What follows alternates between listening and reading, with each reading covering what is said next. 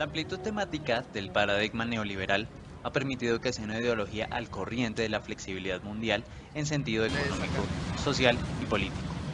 Por supuesto, Colombia no fue una de las excepciones radicales.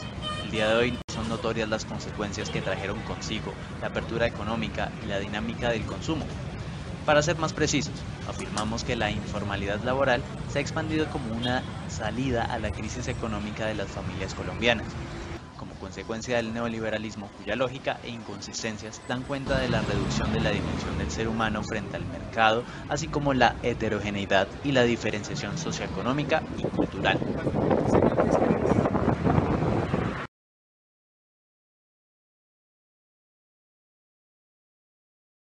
Neoliberales, para mí todos son iguales, yo no diferencio, la verdad, las ideas políticas de los unos no les presto la atención, o sea, para mí no son interesantes como para ponerles atención, la verdad no les hallo la diferencia a ninguno, para mí todos tienen las mismas intenciones, o sea, debajo de la piel todo el mundo tiene las mismas intenciones y pues la verdad, ¿por qué no? Yo también lo haría. El neoliberalismo, como lo entiendo, es algo así como una forma del manejo del mercado en donde lo importante es poner a la venta todos los bienes,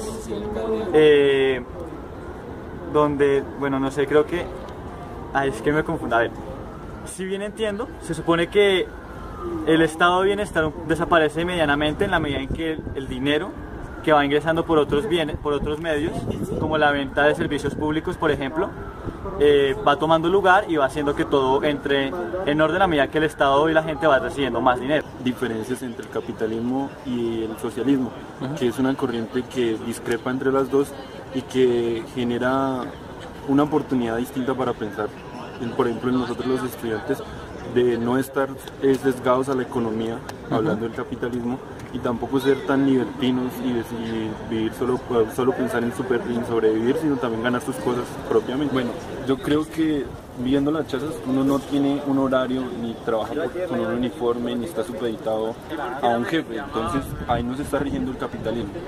Y respecto al socialismo, yo creo que estoy sobreviviendo, pero tampoco estoy viviendo una vida tan dejada de responsabilidades, de pensar en ganar mis cosas, sino más bien estoy trabajando por mi supervivencia, pero estoy haciendo las cosas por mí, por responder y por muchas otras cosas. Creo que es donde se puede haber aplicado el neoliberalismo, en una chaza o en la universidad. Es una política del Fondo Monetario Internacional y de los bancos mundiales para los países, para mantener el dominio a nivel planetario, a nivel de globalización. Son los capitales los que dominan el planeta, son los que imponen las políticas de desarrollo económico para los países en vías de desarrollo, los países pobres, y son los que definen en qué se debe invertir el dinero que ellos prestan. Es someter a toda la banca nacional y multilateral a estos organismos, a sus tasas de interés, y decir en qué se invierte y en qué no se debe invertir para que ellos les generen los mejores, que ellos tengan garantizados los pagos de los intereses. Esto está apoyado por políticas sociales, como es en educación, invertir menos en educación, invertir menos en infraestructura, o en algunos países invertir en infraestructura donde les convenga para poder extraer los recursos naturales, ya sea petróleo, ya sea oro, ya sea coltán, amarrar las políticas todo esto va amarrado también a políticas de sometimiento, compresión de las fuerzas militares o medios coercitivos, para apoyar que esas políticas se mantengan. ¿El liberalismo es el triunfo de las finanzas sobre la economía real? El liberalismo aparece como una corriente doctrinaria después de la crisis del llamado Estado de Bienestar y de las políticas intervencionistas que dominaron la arena de la decisión política y de la Organización de los Estados desde la Segunda Guerra Mundial hasta aproximadamente 1975, mediados de la década del 70.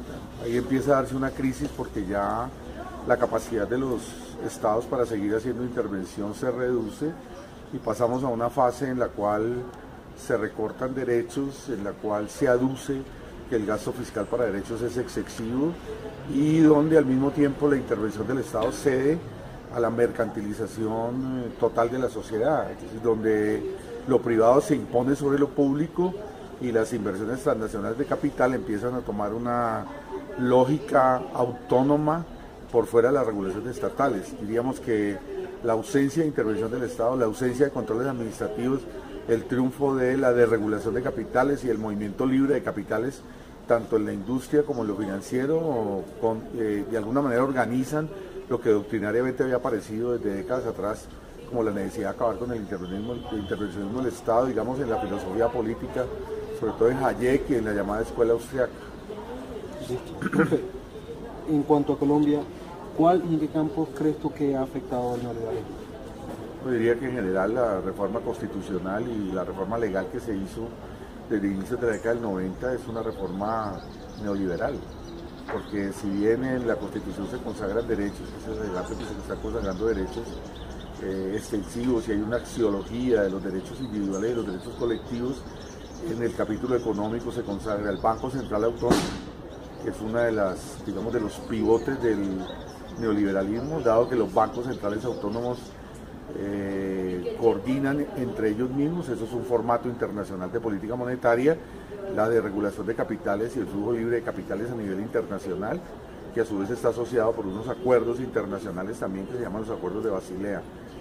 Establece el control, digamos, la jerarquía del Ministerio de Hacienda en la definición de los presupuestos públicos a través del COMPES y el CONFIS, que son figuras del Departamento Nacional de Planeación, que a su vez es parte del Ministerio de Hacienda, y a través de ello entonces tienen un control sobre el flujo de recursos del presupuesto público. Es decir, el presupuesto público, dado que la deuda por vía de que el Banco de la República ya no es el que permite gasto fiscal, o sea que el presidente ya no puede utilizar el Banco de la República para gasto público, el endeudamiento se vuelve uno de los elementos centrales del funcionamiento del presupuesto público. Por eso el Ministerio de Hacienda tiene que tener el control del presupuesto, que ahora es más flujos y movimiento de capital mismo del Estado con relación al movimiento de capitales de los flujos internacionales y nacionales de capital. Por consiguiente, toda la política tributaria es una política neoliberal. La política de planificación, o sea, el plan de desarrollo y los planes de desarrollo tanto locales, departamentales y municipales asociados con el nacional, tienen una política de coordinación con apertura al capital privado, de inversiones de largo plazo, es decir, abre la posibilidad de que el Estado incida directamente en las políticas públicas. La Ley de Servicios Públicos, que ya es orgánica también de la Constitución, estableció el fin del monopolio del Estado sobre la prestación de servicios públicos y abrió la privatización de servicios públicos en general. Hoy la mayoría de los servicios públicos domiciliarios los prestan empresas privadas.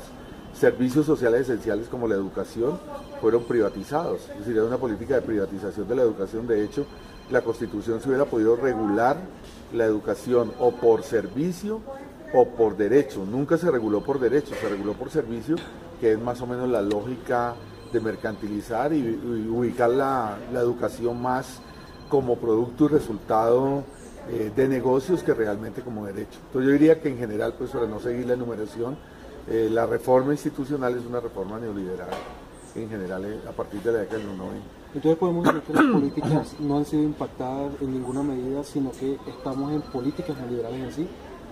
Claro, es que las políticas, digamos, el marco institucional y el marco político son neoliberales. La definición de las políticas públicas, que en este momento está en manos del Departamento Nacional de Planeación también, es una regulación de políticas neoliberales.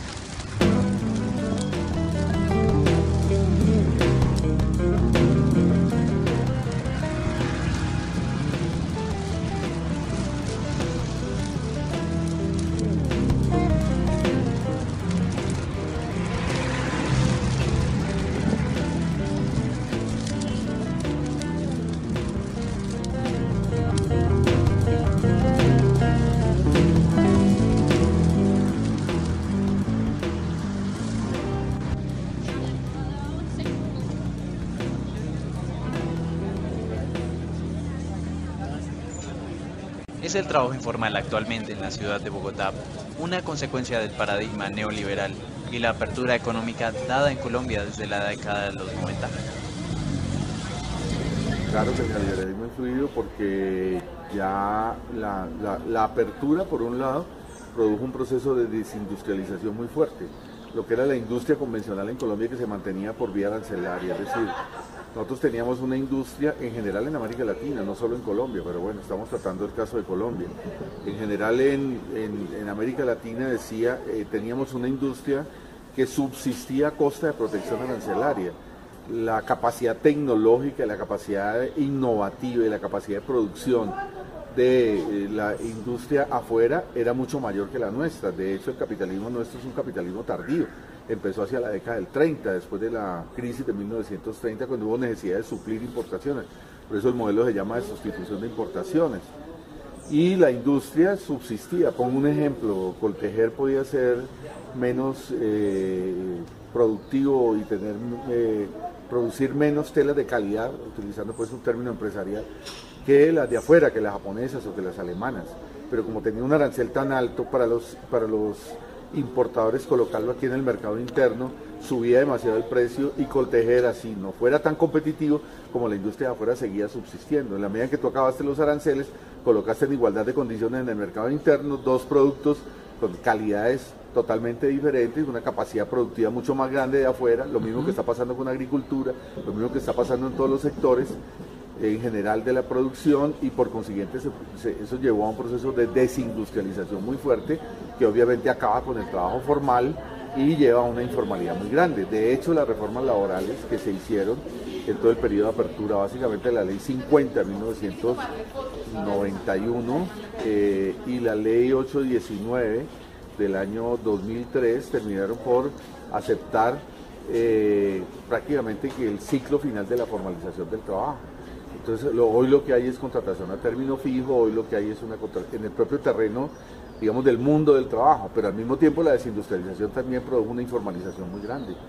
La informalidad crece. De hecho, las estadísticas del DANE, cuando hablan de que supuestamente el empleo ha mejorado en Colombia, a la hora de la verdad están involucrando como si fuera trabajo formal los informales. Entonces aquí cualquier persona que en una esquina esté vendiendo lotería y eso aparece como ocupado, es decir, si tiene mínimos ingresos ya aparece como ocupado, lo cual es una trampa estadística. Pero si tomáramos de verdad lo que es el trabajo formal, la informalidad es mucho más de la mitad, digamos, mucho más que el 51% de la potencial fuerza laboral activa.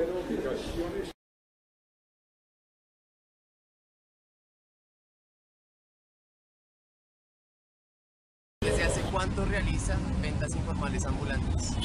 7 años. ¿Hace 7 años? ¿Ha ejercido algún trabajo formal? Sí. ¿Considera complejo conseguir un trabajo formal? No, por la edad. ¿Por la edad? ¿Qué le motiva a realizar ventas informales? Pues digamos la edad, y que ya en ninguna parte lo reciben a uno, y uno pues la necesidad es... La edad. Sí. El empleo no da oferta para... Pues claro, porque ya una persona de 60 años, ¿quién la va a recibir? ¿Nadie? ¿Considera necesario conseguir un empleo formalizado a corto plazo?